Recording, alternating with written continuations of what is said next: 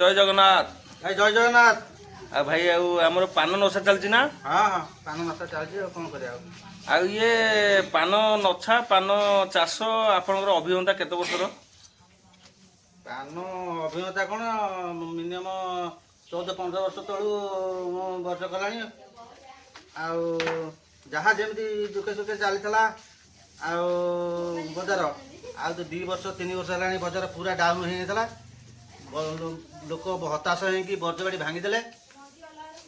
ଆଉ ଏବେ ଟିକେ ବର୍ଜଗାଡ଼ି କମିଲାରୁ ଯାହା 2 ପଇସା ଚାଷୀ ପାଉଛନ୍ତି ଆଉ ଇନକମ୍ ହେଉଛି ତାହେଲେ? ଇନକମ୍ ହେଉଛି ଆଉ। ଏଥିରେ ସଂସାର ଚାଲି ଯାଉଛି। ସଂସାର ଯାହା ଚଳିଯିବା କଥା ଆଉ ସଂସାର। ଆମ ଓଡ଼ିଶାରେ ପାନ ନିହାତି ଆବଶ୍ୟକ ନାହିଁ, ଲୋକମାନେ ସମସ୍ତେ ପାନ ଖାଉଛନ୍ତି। ଏବେ ତ ଗୁଟୁକା ବେଶୀ ତ ଖାଉଛନ୍ତି। ଗୁଟୁକା ଉପରେ ବେଶୀ ଚାଲିଥିଲା। ଗୁଟୁକା ଯେଉଁଠି ବନ୍ଦ ହେଲା ଟିକେ ବଜାର ଟିକେ ଟେକଅପ ହେଇଛି ଆଉ। ଗୁଟୁକା ଯୁଗରେ ତ ପାନ ବଜାର ପୁରା କଟି ଯାଇଥିଲା ଆଉ। କଟି ଯାଇଥିଲା। ଏବେ ସରକାର ଯେଉଁ ଗୁଟୁକା ବନ୍ଦ କରିଦେଲେ ତାର ପାନ ଉପରେ ମାଡ଼ ଲୋକ ଆରମ୍ଭ କଲେ। ଆଉ ପାନଟା କେମିତି କ'ଣ ଚାଷ କେମିତି କ'ଣ ହୁଏ? ଆଉ ନଛା ତ ଏମିତି ହେଉଛି। ଚାଲ ପାନ କଡ଼ା ଏଇଟା ଦେଖନ୍ତୁ, ଏଇ ଦେଖନ୍ତୁ ପାନ କେମିତି ନଛା ହେଉଛି। ଦେଖେଇଦେଲ ଟିକେ ଭାଇ, ସେ ଯେଉଁ ପାନ କଡ଼ାଟା ନଛିଛ। ପାନ ତ ନଛା ହବ ଆଉ, ବଡ଼ ବଡ଼ ତଳେ ପଡ଼ିବ ଆଉ ଗୁଣ୍ଡ ବଡ଼ ମଧ୍ୟାହ୍ନ ମିଶିକି ନଛା ହବ ଆଉ।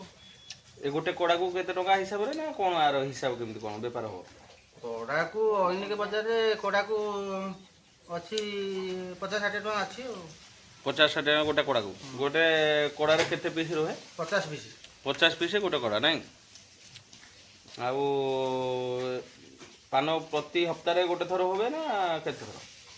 ହଁ, ପ୍ରତି ସପ୍ତାହକୁ ଗୋଟେ ଥର ଆଉ। ଗୋଟେ ଥର ପାନ ତିଆରି ହେବ। ଆଉ ଏଇଟା ନେଇକିରି ଆପଣ କେଉଁଠି ଲଗାଉଛନ୍ତି? ଆମେ ଲଗାଉଛୁ ଏଇ ପାଖ ବେପାରୀଙ୍କୁ ଦେଉଛୁ ନୂଆ ହାଟ। ନୂଆ ହାଟ ଆମର ଯେଉଁ 4 ଛକ ପୂର୍ବରୁ ପଡ଼େ ଯେଉଁ ନୂଆ ହାଟ? ହଁ ହଁ, ନୂଆ ହାଟ ପିପିଲି ଯାଉଛି ବି। ପିପିଲି ବି ଯାଉଛି? ଏଠୁ ଗାଡ଼ି ନଦେଇକିରି ପଳାଅ? ହଁ। ଓହୋ, ମୋ ଭାଇ ଆଜି ପାନ ତାଙ୍କର ନଛା ଚାଲିଛି। ଆଉ ସିଏ ତ ବହୁତ ପୁରୁଣା ଚାଷୀ। ଆଉ କହୁଛନ୍ତି ଯେହେତୁ ଗୁଟୁକା ଟିକେ ବନ୍ଦ ହେଇଛି, ପାନ ଉପରେ ଲୋକମାନେ ଫୋକସ ଦେଉଛନ୍ତି। ଆଉ ଯୁବପିଢ଼ି କ'ଣ ପାନ ଖାଉଛନ୍ତି? ଯେଉଁ ୟଙ୍ଗ ଛୁଆ ଗୁରା ସେମାନେ କ'ଣ ପାନ ଖାଉଛନ୍ତି? ପାନ ଗୁଟୁକା ବନ୍ଦ ହେଲେ ସବୁ ଖାଇବେ, ପାନ ଖାଇବେ। ଗୁଟୁକା ଯୁଗରୁ ସବୁ ରୋଗ ଇଏ ବାହାରୁଛି। ଆଉ ଗୁଟୁକା ସରକାର ଯଦି ବନ୍ଦ କରିଥାନ୍ତା ତାହେଲେ ପାନ ଚାଷୀଟିଏ ଯାହା 2 ପଇସା ପାଆନ୍ତେ। ହଁ ହଁ, ତାହେଲେ ପାନଟା ଆମର ଭଲ ନାଇଁ, ଦେହ ପ୍ରତି ବି ଭଲ। ପାନଟା ଖାଇଲେ ପାନ ଖାଇଲେ ବହୁ କାଳର ଲୋକ ପାନ ଖାଇକି ଗୁଣ୍ଡି ପାନ ଖାଇକି କିଛି ରୋଗ ବ୍ୟାଧି କିଛି ନାହିଁ ତାଙ୍କର।